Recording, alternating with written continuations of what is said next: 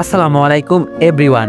যদি তুমি থাকতে গল্পে 7 নম্বর পার্ট। তো চলো বেশি কথা না কইয়া গল্প শুরু করা যাক। রূপা ইজি চেয়ারে বসে বসে দুলছে। ওর চেহারা দেখে এখন যে কেউ বলতে পারবে মেয়েটার মনে এখন কোনো কারণে খুব আনন্দ কাজ করছে। হাস্যোজ্জ্বল চেহারা, মাঝে মাঝে মিটমিটিয়ে হাসছে। মৃদু বাতাসে ঘাড়ের কাছে চুলগুলো মুখে উড়ে এসে পড়ছে। অন্য সময় হলে বোধহয় বিরক্ত বোধ করতো, কিন্তু এখন বাতাসে উড়ে আসা মুখের উপর পড়া চুলগুলো যেন রূপার রোমাঞ্চকর মনে চপলতা বাড়িয়ে দিচ্ছে। বারান্দায় টবে লাগানো ফুলের মৃদ ঘ্রাণ রূপার নাকে লাগছে। সবকিছু এখন রূপার কাছে এখন রোমাঞ্চকর লাগছে। শায়লা বেগম দরজার সামনে দাঁড়িয়ে রূপার দিকে তাকিয়ে আছে। শায়লা বেগম একজন দক্ষ সাইকিয়াট্রিস্ট। তার বুঝতে বাকি নেই যে রূপার মনে কিছু একটা চলছে। অনেকক্ষণ দরজার সামনে দাঁড়িয়ে রূপার কাণ্ড দেখছে। কি ভেবে এত খুশি আম্মা আপনি? চারিদিকে নীরবতার মাঝে কারো কণ্ঠ শুনে ধরপড়িয়ে ওঠে রূপা। উফ আম্মু, তুমি? এভাবে হঠাৎ কেউ এসে কথা বলে? শায়লা বেগম বলল, তুমি যে প্রতিদিন রান্নাঘরে গিয়ে আমায় ভয় দেখানোর ব্যর্থ চেষ্টা করিস। রূপা বলল, তুমি তো ভয় পাও না। শায়লা বেগম আগ্রহী কণ্ঠে বলল, তাই এত রোমাস রোমাস ভাব কেন তোমার মনে? প্রণয়ের কথা মনে পড়ছে বুঝি? মুহূর্তে মুখটা ফ্যাকাশে হয়ে যায় রূপার। কিছুক্ষণ ছাপের মতো ফুসে থাকে। এই বুঝি সবল দিবে? শায়লা বেগম হেসে বলে, সরি সরি মামুনি, আর বলবো না। রূপা বলল, আর বলবে না, আর বলবে না, প্রতিদিনও তো বলো। শায়লা বেগম হেসে হেসে কথা বলে রূপার রাগ কমানোর চেষ্টা করছে। কালকে আজিজ চৌধুরীর বাসায় 3 তলায় যে ফ্যামিলি ভাড়া থাকে তাদের মেয়ের বিয়ে আগেই হয়েছে ঘরোয়াভাবে, এখন আনুষ্ঠানিকভাবে হবে। মেয়েটা চট্টগ্রাম থেকে লেখাপড়া করে। রূপার সাথে তেমন ভাব নেই। মাঝে মাঝে এখানে আসলে একটু একটু কথা হয়। লোকটা অনেক বছর ধরে আজিজ চৌধুরীর বাসায় বাসা ভাড়া থাকে। সেই সুবাদে আজিজ চৌধুরীর সাথে সম্পর্ক খুব ভালোই। অনুষ্ঠান হবে কমিউনিটি সেন্টারে। মেয়েটার নাম নীরা, দেখতে বেশ সুন্দরী, লেখাপড়াও নাকি অনেক ভালো। নীরাদের বাসায় মেহমান ভরপুর। আজিজ চৌধুরী আর শায়লা বেগমও গিয়েছে সেই বাসায়। রূপাকে অনেকবার সেধেছে, কিন্তু রূপা যাবে না। রূপার এমন আচরণে নতুন করে অবাক হচ্ছে শায়লা বেগম। একা রুমে বসে বসে পায়তারা করছে রূপা। মন চাচ্ছে নীরাদের বাসায় যেতে, সবার সাথে ভাব জমাতে। কিন্তু ভাতৃতে যাওয়ার আগে সাকিব বরাবরের মতো একটা কাগজ ছুঁড়ে মেরেছে রূপাদের বারান্দায়। কাগজে লেখা ছিল, আমি না আসা পর্যন্ত বিয়ে বাড়িতে যাবে না। নীরার অনেক কাজিনরা এসেছে, তোমার দিকে অসভ্যের মতো ড্যাব ড্যাব করে তাকিয়ে থাকে। চিঠিটা পড়ে খুব হেসেছিল রূপা, কিন্তু পর মুহূর্তে মন খারাপ হয়ে যায় বিয়ে বাড়িতে যেতে পারবে না তাই। একা রুমে থেকে থেকে রূপার মাথায় দুষ্টু বুদ্ধি চাপলো। বিল্ডিংয়ের সবাই কম বেশি বিয়ের আনন্দে ব্যস্ত। রূপা একটা ব্লেড নিয়ে ছাদে চলে গেল। প্রথমে ছাদে রোদে দেওয়া প্রতিটি শার্টের পিঠে ব্লেড দিয়ে লাভ আকৃতি করে কেটে নিল, শুধু সাকিবের শার্টটা বাদে। আর মহিলাদের জামা কেটে শার্ট করে দিল। তারপর দ্রুত ছাদ থেকে নেমে গেল রূপা। রুমে গিয়ে হেসে গড়াগড়ি খাচ্ছে। এর ভিতরে শীষ বাজানোর শব্দ শুনতে পেল রূপা। তার মানে সাকিব এসেছে। রূপাকে মাঝে মাঝে না দেখলে সেই দিয়ে সাকিব নিজের উপস্থিতি জানান দেয়। হাসি থামিয়ে স্বাভাবিক হয়ে সাকিবের কাছে যায়। মনে মনে এখন খুব ভয় পাচ্ছে। ছাদে রোদে দেওয়া সব জামা কাপড় কেটে ফেলেছে। সাকিব জানলে খুব রাগ করবে। সাকিব বলল, নীরাদের বাসায় গিয়েছিলে একবারও? রূপা মাথা ঝাঁকিয়ে বলল, না। সাকিব বলল, তুমি কি বিয়ে বাসায় না গিয়ে চুপচাপ রুমে বসে থাকার মানুষ? রূপা সাকিবের মাথায় হাত রেখে বলল, আপনার মাথায় দিব্যি যায়নি। সাকিব বলল, হয়েছে হয়েছে, বিশ্বাস করেছি সবসময় এমন কথা শুনবে বুঝলে। তারপর কি যেন ভেবে হাসলো সাকিব, রহস্যজনক হাসি। রূপা এমন হাসির কোনো কারণ খুঁজে পেল না। সাকিবের হাসির সাথে তাল মিলিয়ে রূপা ভাসছে। সাকিবের এইসব রহস্যময় হাসিতে বিরক্ত হচ্ছে রূপা। রূপা বলল, কি ভাবছেন আর হাসছেন? আজব। রূপার কথায় সাকিবের ভাবনা ছেদ হয়। আচমকা সাকিব রূপার কোমর জড়িয়ে ধরে রূপাকে একটু কাছে টেনে বলল, তুমি আমার কাঁধ অব্দি লম্বা তাই না? তুমি যখন আমায় জড়িয়ে ধরো তখন আমার হার্টবিট শুনতে পাও তাই না? রূপা কি বলবে বুঝতে পারছে না। অদ্ভুত শিহরণে শিউরে উঠল রূপা। সাকিবের কণ্ঠটা কেন জানি হঠাৎ নেশা ধরানো মনে হলো রূপার কাছে। সাকিব কখনো এভাবে কাছে টেনে নেয়নি রূপাকে। এর আগেও অনেকবার জড়িয়ে ধরেছে, কিন্তু এমন ফিলিংস আর হয়নি। রূপার নাকের ডগায় ঘাম জমেছে বিন্দু বিন্দু। লজ্জায় ভিয়ে গেল রূপা। সাকিব আবেগঘন কণ্ঠে আবার বলল, তোমার ঠোঁটে চুমু খেতে তোমার তো ছোটখাটো একটা টুল লাগবে। রূপার হৃৎপিণ্ড বেয়ে যেন শীতল রক্ত স্রোত প্রবাহিত হতে লাগলো। লজ্জায় সাকিবের দিকে তাকাতে পারছে না রূপা। সাকিবের বলা কথাগুলো এভাবে ঝড় তুলছে কেন? প্রতিটা কথা ধারালো ছুরির মতো আঘাত করছে। এর আগে তো কখনো এমন হয়নি। রূপার হৃৎপিণ্ড যেন কয়েক মুহূর্তের জন্য থেমে রইল। রূপার ভারী হওয়ার নিঃশ্বাসের শব্দ চোখ বুজে অনুভব করছে সাকিব। রূপার হাত পা কাঁপতে লাগলো। হঠাৎ সাকিবকে ধাক্কা দিয়ে সরিয়ে রুম থেকে দিল দৌড়। সাকিব ভেবাচাকা খেয়ে তাকিয়ে রইল। ঘরের ভিতর ছিল বোধহয় এতক্ষণ। রূপার লজ্জা পাওয়া, নাকের ডগায় জমা বিন্দু বিন্দু ঘাম, জোরে জোরে নিঃশ্বাস নেওয়া, চোখ বুজে আবার মনে করার চেষ্টা করছে সাকিব। সত্যিকারের ভালোবাসা বোধহয় এমনই হয়। একটু আবেগঘন কণ্ঠে কথা বললেই দুজনের হার্টবিট বেড়ে যায়। সাকিবের ঠোঁটে চিতলে হাসি এখনো লেগে আছে। হঠাৎ সাকিব চিন্তিত হয়ে গেল। রূপা হঠাৎ করে ওভাবে চলে গেল কেন? লজ্জা পেয়েছে নাকি সাকিবকে খারাপ ভেবেছে? রুমে গিয়ে দরজা বন্ধ করে জোরে জোরে নিঃশ্বাস নিতে লাগলো রূপা। আর একটু সাকিবের বুকে ওভাবে থাকলে বোধহয় ভালো হতো। কেন চলে আসলো? নিজের বোকামির জন্য নিজের চুল ধরে কয়েকবার টান দিল রূপা। সাকিব রুমে পায়তারা করতে লাগলো। না, রূপাকে এইসব কথা বলা ঠিক হয়নি। রূপা তো অত ম্যাচিউর মেয়ে না, বাচ্চা টাইপের একটা মেয়ে। ছায়লা আন্টি তো নীরাদের বাসায়। রূপার রুমে গিয়ে একটু খোঁজ নিয়ে আসলে কেমন হয়? রূপা একটা বালিশ জড়িয়ে ধরে বসে রয়েছে আর একা একা কি সব বলে যেন বালিশটাকে সাজাচ্ছে। ইন্টারেস্টিং তো। সাকিব দরজার আড়ালে দাঁড়ালো রূপার কথা শোনার জন্য। রূপা বালিশটাকে কিল ঘুষি মারতে মারতে ঠোঁট বাঁকিয়ে বলছে, তোমার ঠোঁটের আদর খেতে হলে আমার টুল লাগবে তাই না? টুল বানিয়ে দিবা একটা। এত কথা কিসের এটা নিয়ে আবার? এই বলে বালিশের উপর এমন ঘুষি মেরেছে বালিশ ছিঁড়ে তুলো বের হয়ে গেছে। সাকিব হাঁ করে তাকিয়ে রইল। রূপার কথা শুনে যেন বিস্ময়ের চূড়ায় পৌঁছে গেল। তেমনি ওর পাগলামি দেখে পেট ফেটে হাসি আসছে। রূপা তুলোগুলো পুনরায় বালিশে ঢুকাতে ঢুকাতে বলল, ইস, তোমার পেটটা ফেটে গেল। পেট ফাটাবো না তো কি করব বলো? তুমি তো ঠোঁটে চুমু খাওনি। টুল লাগলে 3টা বানাবো, তবুও লম্বা মেয়েদের দিকে তাকাবে না, বুঝলে? যদি তাকাও তাহলে কি করব জানো? এই বলে পুরো বালিশটা টেনে ছিঁড়ে ফেললো। তুলোগুলো পা দিয়ে পিষতে লাগলো। যদি লম্বা মেয়েদের দিকে তাকাও তাহলে এভাবে তোমাকে ছিঁড়ে ফেলবো। মাঝে মাঝে এভাবে দুষ্টু দুষ্টু কথা বলে আমার হার্টবিট বাড়িয়ে দিবে, বুঝলে? রূপার কথা আর পাগলামি দেখে রূপার প্রতি খুব বেশি ভালোবাসা অনুভব করছে। অন্যদিকে আর না এসে পারছে না সাকিব। এবার না এসে থাকলে দম বন্ধ হয়ে সাকিবও বালিশের মতো ফেটে যাবে। হা করে উচ্চস্বরে হেসে উঠল সাকিব। সাকিবের হাসির শব্দে যেন ঘর কাঁপছে। রূপা সাকিবের দিকে তাকিয়ে যথারীতি ভেবাচাকা খেয়ে গেল। সাকিব সব শুনে ফেলেছে। রূপা লজ্জায় ফুলের ভিতর ঢুকে যেতে ইচ্ছা করছে। রূপার লজ্জা পাওয়া হঠাৎ ক্রোধে পরিণত হলো। সাকিবের গায়ে এলোপাতারি কিলঘুষি মারতে মারতে বলল, কুত্তা, শয়তান, বিলাই অন্যের দরজায় লুকিয়ে থাকে। সাকিব কোনো মতে হাসি থামিয়ে বলল, মেরো না, বালিশের মতো ফেটে যাবো কিন্তু। রূপা কেঁদেই দিল। রূপা বলল, আপনি এত খারাপ আগে জানিনি। আমায় লজ্জা দিয়ে আপনার ভালো লাগে? সাকিব অনেক কষ্টে হাসি থামিয়ে বলল, সরি, আমার হাসা একদম ঠিক হয়নি। রূপা বলল, হাসছেন আবার বলছেন হাসা ঠিক হয়নি? সাকিব রূপার দিকে কিছুক্ষণ তাকিয়ে রইল। রূপা সাকিবের দিকে তাকালো না, মাথা নিচু করে রইল। সাকিব রূপার কানের কাছে মুখ নিয়ে বলল, লজ্জা পেতে হবে না রূপা বাবুটা। মাঝে মাঝে দুষ্টু দুষ্টু কথা বলে হার্টবিট বাড়িয়ে দিব। টুজ 4টা বানাবো। রূপা সাকিবের শার্টের কলার খামচে ধরে বলল, প্লিজ যান এখান থেকে, দেখেন না আমি লজ্জা পাচ্ছি। সাকিব আবার হেসে বলল, আচ্ছা যাচ্ছি। আজকে নীরার মেহেদি সন্ধ্যা, সারাদিন তো যেতে দেয়নি তোমায়। সন্ধ্যায় রেডি হয়ে থাকবে কিন্তু, শুধু ড্রেস পরবা, চোখে ভুলো কাজল দিবা না। আমি চাই না আর কোনো ছেলে তোমার চোখ দেখে ধ্বংস হোক। এই বলে চলে গেল সাকিব। আর রূপা অদ্ভুত ধরনের লজ্জার ভালো লাগায় মিলে গেল। বিড়বিড় করে বলল, যেতে বলেছি বলেই কি যেতে হবে নাকি? আর একটু থাকলে কি হতো? ধ্যাত। রুমে গিয়ে রূপার কথা ভাবছে আর হাসছে সাকিব। অদ্ভুত এক ভালোবাসা বয়ে যাচ্ছে সাকিবের মন জুড়ে। আবার নতুন করে মুগ্ধ হলো রূপার প্রতি।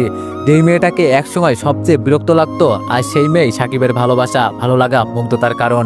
মানুষের মন এত পরিবর্তনশীল কেন? রূপা এমন একটা মেয়ে যাকে ভালো না বেশি উপায় নেই। এই স্মৃতিগুলোকে সাকিবের বাঁধিয়ে রাখতে ইচ্ছা করে, সময়টাকে থামিয়ে রাখতে ইচ্ছা করে। এত পাগলামি কিভাবে করে রূপা? এইসব ভাবতে ভাবতে গভীর ঘুমে তলিয়ে যায় সাকিব। সাকিবের ঘুম ভাঙে ছাদ থেকে চেঁচামেচির শব্দ শুনে। হঠাৎ ঘুম ভাঙার কারণে কিছুই ঠাউরাতে পারছে না সাকিব। কয়েক মিনিট বসে বসে ঝিমাতে থাকে সাকিব। তারপর হঠাৎ সাকিবের মনে হলো ছাদে সবাই চেঁচামেচি করছে কেন। সাকিব দ্রুত ছাদে যায়। জামা কাপড় ব্লেড দিয়ে কাটার অভিযোগ। রূপা সবার সাথে দাঁড়িয়ে আছে। সাকিবকে দেখে ঘাবড়ে যায় রূপা।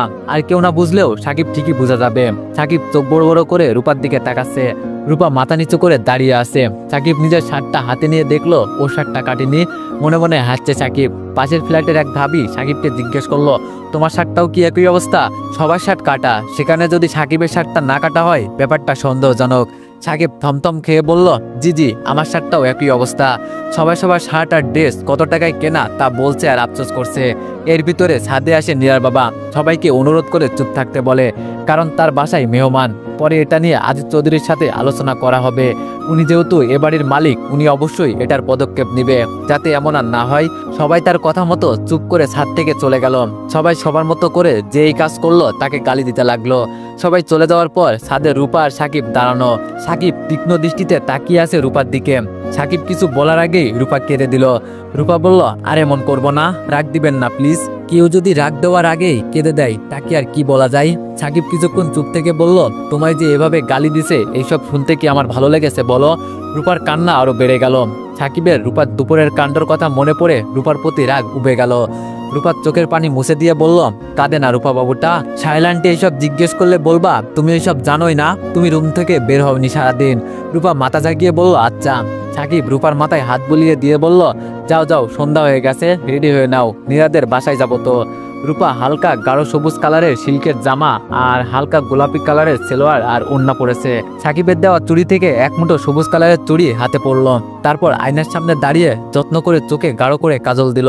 পরক্ষণে মনে পড়লো সাকিব কাজল দিতে নিষেধ করেছে, সাথে সাথে কাজল মুছে ফেললো। রূপাকে বেশ পরিপাটিভাবে সাজতে দেখে সাহেলা বেগম জিজ্ঞেস করে, কোথায় যাবি তুই এখন? রূপা হাতে চিরুনি নিয়ে চুল আঁচড়াছে। লম্বা চুলের থেকে এমন চুলই ভালো, আঁচড়াতে সময় কম লাগে, ঘুমানোর সময় বেনিগেতে ঘুমানোরও ঝামেলা নেই, এমনকি তেলও কম খরচ হয়, শ্যাম্পুও কম লাগে। কোনো জায়গায় যাওয়ার সময় দূরত্ব আশ্রনো যায়। রূপার নিজের মনে যথারীতি চুল নিয়ে গবেষণা শুরু করেছে। ছোট চুল থাকার কি কি সুবিধা, লম্বা চুলের কি কি সুবিধা, এইরকম আজগুবি চিন্তা ভাবনায় নিজেকে মুগ্ধ করে রাখে রূপা। আবার নিজের মনে হেসে ওঠে। সাহেলা বেগমের কথার দিকে কোনো মনোযোগী নেই। রূপাকে নিরুত্তর দেখে সাহেলা বেগম আবার জিজ্ঞেস করলো, কি হয়েছে, কথা বলছিস না কেন? রূপা বিরক্তকর দৃষ্টিতে সাহেলা বেগমের দিকে তাকায়। রূপার কাছে বিষয়টা খুব আশ্চর্য লাগে। রূপা যখনই কোনো কিছু নিয়ে গভীর চিন্তায় মগ্ন থাকে তখনই সাহেলা বেগম এসে ডিস্টার্ব করে। নাক মুখ কুঁচকে রূপা বলল, তুমি দেখছো না আমি চুল নিয়ে গবেষণা করছি, বিরক্ত করো কেন? সাহেলা বেগম ভেবাচাকা খেয়ে গেল। রূপা আজকাল অদ্ভুত আচরণ করছে। সাহেলা বেগম বলল, কিসের গবেষণা করিস তুই? তুই তোর ড্রেসিং টেবিলের সামনে দাঁড়িয়ে তোর চেহারা দেখিস। রূপা বলল, গবেষণা কি মানুষ চেঁচিয়ে করে নাকি? আমি তো মনে মনে ছোট চুলের সুবিধা নিয়ে গবেষণা করছিলাম। রূপার এসব কথার প্রতি উত্তরে কিছু বলে না সাহেলা বেগম। রূপার পা থেকে মাথা পর্যন্ত খুঁটিয়ে দেখে সাহেলা বেগম বলল, নীরাদের বাসায় যাবি নাকি? রূপা বলল, সাহেলা বেগম বলল, সারাদিন আমি সাধলাম, তখন তো গেলি না। রূপা বলল, তখন ভালো লাগেনি তাই যাইনি, এখন ভালো লাগছে তাই যাচ্ছি। এই কথা বলে রুম থেকে বেরিয়ে গেল রূপা। সাহেলা বেগম আজকাল রূপার মতিগতি বুঝতে পারছে না। রূপা আগের মতো ভাঙচুর করে না, কোনো ধরনের পাগলামি করে না। রূপা এখন স্বাভাবিক, প্রায় নিজেকে কিছুটা হলেও সার্থক মনে হচ্ছে সাহেলা বেগমের। রূপা নীরাদের বাসায় যাওয়ার উদ্দেশ্যে পা বাড়ালো। সাকিবের তো এই সিঁড়িতেই থাকার কথা ছিল। আশেপাশে চোখ বুলিয়ে সাকিবকে দেখতে পেল না। সাকিব কি ওকে রেখে চলে গেছে? এর ভিতর রূপা পিছনে তাকিয়ে দেখলো পাঞ্জাবির হাতা ফোল্ড করতে করতে সিঁড়ির দিকে আসছে সাকিব। হাতে গড়ি, চুলগুলো স্পাইক করা, সব মিলিয়ে এক সুদর্শন পুরুষ। রূপা চোখ বড় বড় করে সাকিবের দিকে তাকিয়ে আছে। সাকিব অবাক হয়ে দেখছে রূপার চাউনিতে সেরকম ভাব নেই, কোনো কারণে রেগে আছে রূপা, তাই ওইভাবে তাকিয়ে আছে। সাকিব বলল, একটু দেরি করে ফেলেছি তাই না, সরি। রূপা কোনো উত্তর দিল না, চুপ মেরে রইল। কিছুক্ষণ পর রাগের সাথে চাপা কণ্ঠে রূপা বলল, আমি একটু কাজল দিতে পারবো না, আর নিজে হিরো সেজে এসেছে, আপনার দিকে মেয়েরা ড্যাব ড্যাব করে তাকিয়ে থাকবে, এটা আমার ভালো লাগবে তাই না?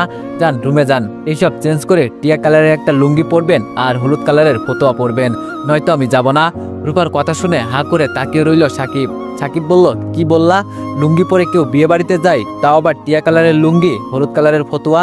আরে ওইসব তো আমি জীবনেও পড়িনি, আমি কি জোকার? সাকিবের কোনো রকমের যুক্তি মানতে নারাজ রূপা। শেষ পর্যন্ত সিদ্ধান্ত হলো পুরনো শার্ট প্যান্ট পরে যেতে হবে। রূপা মনে মনে খুব মজা পাচ্ছে, সারাদিন বিয়ে বাড়ি যেতে না দেওয়ার প্রতিশোধটা নিতে পেরেছে অবশেষে। সাকিব রুমে গিয়ে চেঞ্জ করে এসে বলল, এবার খুশি? রূপা হাসি চাপিয়ে বলল, খুব।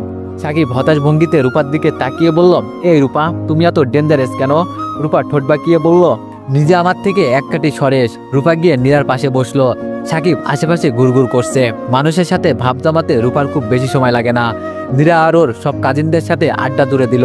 সাকিব রূপাকে দেখে অবাক হয়ে যাচ্ছে, এইটুকু সময়ের মধ্যে মানুষের সাথে এত মিশা যায় কিভাবে? রূপা এমনভাবে আড্ডা দিচ্ছে মনে হচ্ছে সবাই ওর কত চেনা। সাকিব একা একা বোর হচ্ছে, কারোর সাথে সহজে মিশতে পারে না সাকিব। সাকিবকে একা বসে থাকতে দেখে আশেপাশে থাকা তরুণীর দল খোঁচা মেরে কথা বলছে, ওইসবে কান দিচ্ছে না সাকিব, মোবাইলের দিকে তাকিয়ে আছে নিজের মনে। রূপার উপর রাগ হচ্ছে সাকিবের। আড্ডা দিতে দিতে সাকিবের কথা বোধহয় ভুলেই গেছে। এত বিখালি হলে চলে? রূপা নীরাকে একটার পর একটা প্রশ্ন করেই যাচ্ছে। রূপার কথাগুলো নীরার কাছে খুব ভালো লাগলো।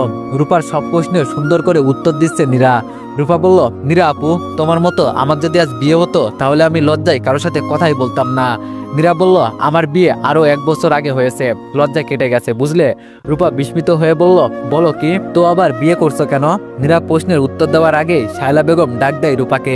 রূপা বরাবরের মতো বিরক্ত হয়ে শায়লা বেগমের কথা শুনতে যায়। রূপা চলে যাওয়ার পরই নীরার খালাতো বোন অন্তরা নীরাকে জিজ্ঞেস করে, এতক্ষণ যেই মেয়েটা চলে গেল ওই মেয়েটা কি এই বাসায় থাকে?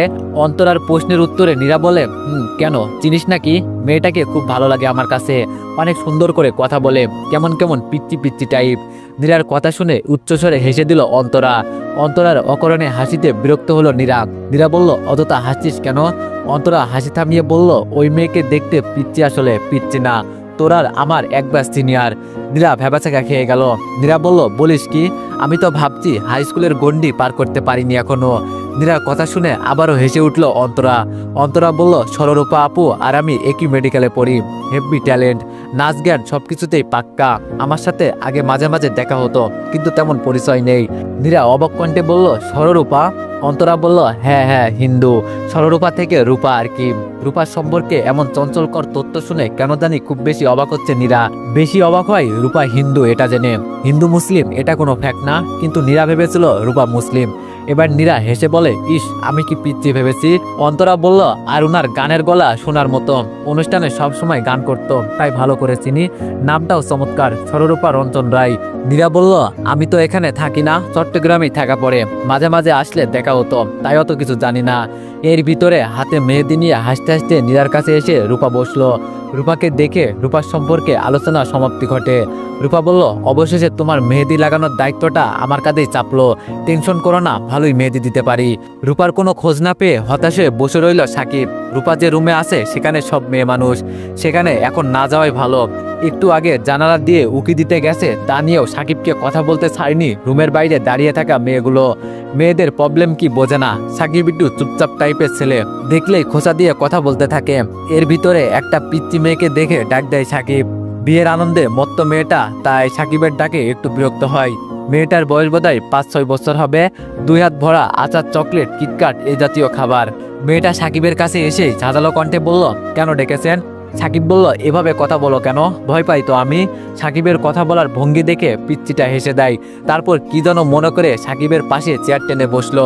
সাকিবের দিকে একটা কিটকাট বাড়িয়ে বলল, খাবেন? এই পিচ্চি মেয়ের আবার কোনো মতলব নাই তো? প্রথমে ঝাঁঝালো কণ্ঠে কথা বলল, এখন আবার পাশে চেয়ারে বসলো, আবার কিটকাট ছাদে। সাকিব কিটকাটটা নিল, তারপর হাসি মুখে জিজ্ঞেস করলো, তোমার নাম কি? মেয়েটি বলল, লোজা। পিচ্চির সামনে দাঁতগুলো নেই, তাই রোজাকে লোজা বলল। সাকিব হাসি চাপিয়ে বলল, যেই রুমে সব মেয়েরা আড্ডা দেয় আর কি, যেই রুমে বসে নীরা হাতে মেহেদি লাগায়, ওই রুমে গিয়ে বলবে রূপাকে। যদি রূপা নামে কেউ থাকে তাহলে বলবে আমি ডাকছি। রোজা ঘাড় বাঁকিয়ে বলল, আচ্ছা যাচ্ছি। অনেকক্ষণ হয়ে গেল, রূপারও দেখা নেই, রোজারও দেখা নেই। একটু পর রোজা এসে বলল, উনি নীলা আপুর হাতে মেহেদি লাগাচ্ছে, একটু পরে আসবে। রোজার কথা শুনে এবার হেসে দিল সাকিব। অন্যদিকে রূপাকে না দেখে মেজাজ খারাপ হচ্ছে। অবশেষে দেখা মিলল রূপার। রূপা কাছে আসতেই সাকিব রূপার হাত ধরে টেনে আড়ালে নিয়ে গেল। সাকিব বলল, আমার কথা মনে পড়েনি আপনার একবারও, তাই না? রূপা ইতস্তত বোধ করে বলল, গালি দিয়েন না প্লিজ, সবার হাতে মেহেদি লাগাচ্ছিলাম, আসবো কিভাবে? সাকিব একটু রেগে কথা বললেই কেঁদে দেয় রূপা। সাকিব বলল, হয়েছে, আর কাঁদতে হবে না, তুমি হাতে মেহেদি লাগাওনি কেন? রূপা বলল, আমার ভালো লাগেনি তাই। সাকিব বলল, ভালো লাগাতে হবে, এক্ষুনি তোমার মেহেদি কিনে এনে দিচ্ছি। রূপা বলল, ওখানে মেহেদি আছে তো? সাকিব বলল, ওখানে মেহেদি থাকলে কি, আমি কিনে দিব সেটা হাতে দিবা। রূপাকে আর কিছু বলার সুযোগ না দিয়ে মেহেদি কিনে নিয়ে আসে সাকিব। রূপার হাতে দিয়ে বলে, রুমে গিয়ে 2 হাত ভরে মেহেদি লাগাবে, আর রাত জাগা যাবে না, চলো এখন। রূপার যেতে ইচ্ছা করছে না, এখানে ভালোই লাগছিল। সাকিবের কথা না মেনে উপায় নেই। সাকিব বলল, তুমি যা তো স্কিল মেহেদি ডিজাইনার, আগে জানা ছিল না তো? হেসে দেয় রূপা। রাতে হাতে মেহেদি লাগিয়ে ঘুমিয়ে যায় রূপা। সকালে ঘুম থেকে উঠে চোখ ছানাবড়া হয়ে যায় রূপার। পুরো হাত লেপ্টে আছে মেহেদিতে, এমনকি বিছানার চাদরও। রাতে মেহেদি হাতে লাগিয়ে শুকানোর অপেক্ষা করতে করতে ঘুমিয়ে গেছে রূপা। রূপার এই সাত সকাল বেলায় চেঁচামেচি শুনে দৌড়ে আসলো সায়লা বেগম। সায়লা বেগম বলল, কি হয়েছে, কি হয়েছে, চেঁচাচ্ছিস কেন? কি আবার অঘটন ঘটালি? রূপা বলল, দেখো আম্মু, হাতের অবস্থা দেখো, আজ আমি বিয়ের অনুষ্ঠানে যাব কিভাবে? চাদর বালিশ সব নষ্ট হয়েছে। সায়লা বেগম কিছুক্ষণ তাকিয়ে থেকে বলল, বিছানার চাদর আর বালিশ নিয়ে তোর চিন্তা করতে হবে না। রাতে হাত ধুয়ে ঘুমাসনি কেন? রূপা মিনমিন করে বলল, ঘুমিয়ে পড়েছিলাম। সায়লা বেগম বলল, ফুল হাতার ড্রেস পরিস, দেখা যাবে না। রূপা মন খারাপ করে বসে থাকে। সাকিব কত আগ্রহ করে মেহেদি এনে দিয়েছে, বলেছে সকালে এসে দেখবে কেমন হয়েছে। এখন তো দেখানোর মতো অবস্থা নেই। সাকিব আরও বলেছে মেহেদি শুকানোর পর হাত দিয়ে ঘুমাতে। এক গাদা কথা শুনতে হবে আজ আবার। সাকিব ছাদে অনেকক্ষণ ধরে দাঁড়িয়ে আছে। রূপা আসছে না কেন? শরতের পুরো আকাশ জুড়ে খণ্ড খণ্ড মেঘ, নীল আকাশের মাঝে সাদা মেঘের খণ্ড চমৎকারভাবে ফুটে রয়েছে। সাকিব মুগ্ধ হয়ে আকাশের দিকে তাকিয়ে রয়েছে। হঠাৎ আকাশের এমন সৌন্দর্যটা কেন ভালো লাগলো কে জানে, নাকি প্রেমে পড়লে সবই ভালো লাগে। পিছন থেকে এসে আচমকা সাকিবের কলার টেনে ধরে রূপা। সাকিব তাল সামলাতে না পেরে রূপার গায়ে হেলে পড়ে। রূপা বেশ মজা পেয়েছে, এখন ছাদে যে কেউ আসতে পারে, তাই সাকিব একটু ব্যবধান রেখে দাঁড়ালো। কেউ দেখে ফেলবে বা কেউ সন্দেহ করবে এমন চিন্তা ভাবনা রূপার কখনোই ছিল না। এইসব চিন্তা ভাবনা রূপার মনে কখনো উকি দেয় না বোধহয়। রূপা বলল, আমি কতক্ষণ ধরে এসে দাঁড়িয়ে রয়েছি, অথচ নিজে মগ্ন হয়ে আকাশ দেখছে। আকাশটা কি আমার থেকেও সুন্দর? সাকিব হেসে ফেলে। সাকিব বলল, পৃথিবীতে তোমার থেকে সুন্দর কিছুই নেই। রূপা বলল, খুব ধ্বংসে গেছেন দেখছি। হঠাৎ একটা কথা সাকিবের মাথায় নাড়া দেয়। রূপার মুখে সবসময় আপনি শুনতে অভ্যস্ত সাকিব, কখনো তুমি বলেনি। ব্যাপারটা খুব অদ্ভুত। রূপা বলল, কি হলো, আবার কি চিন্তা করছেন? সাকিব বলল, তুমি আমায় আপনি করে বলে তুমি বলতে পারো না। রূপা নাক মুখ কুচকে বলে, তুমি ভালো লাগে না, আপনি ভালো লাগে। আপনি করে বললে প্রেম প্রেম পাই। সাকিব একটু ভেবে দেখলো রূপা আসলেই খারাপ বলেনি। রূপার মুখে আপনি বলে বলাটাই বোধহয় বেশি ভালো লাগে। আর ওদের প্রেম তো ইউনিক, অদ্ভুত রকমের, আর পাঁচটা প্রেমের মতো না, তাই আপনি বলাটাই শ্রেয়। ভাবনার চিন্তা অবসান ঘটিয়ে সাকিব বলল, সারা জীবন আপনি করেই বলো, বুঝলে রূপা বাবুটা? আচ্ছা আচ্ছা, হাতে মেহেদি দাওনি রাতে? ইস, শরতের আকাশ দেখে দেখে সবই ভুলে গেছি। রূপাও এই প্রসঙ্গটা ভুলে খুব স্বস্তিতে ছিল। রূপা হাত দুটো পিছনে লুকিয়ে ফেলে। তো এভরিওয়ান, নেক্সট পার্টের জন্য অপেক্ষা করো। ধন্যবাদ।